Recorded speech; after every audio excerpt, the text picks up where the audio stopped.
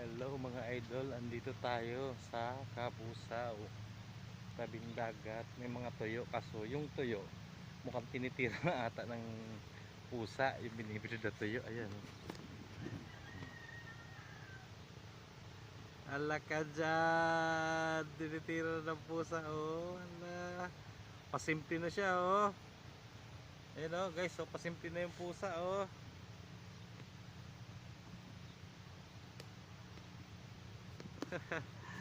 pasimple na yung pusa guys, titirada ng tuyo, binibilad na isda. Ayan, tabing dagat guys.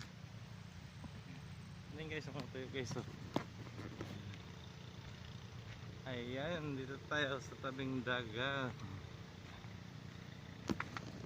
Ayan guys, ang labo ng tubig ng dagat talaga ng Kabusaw. Ayan.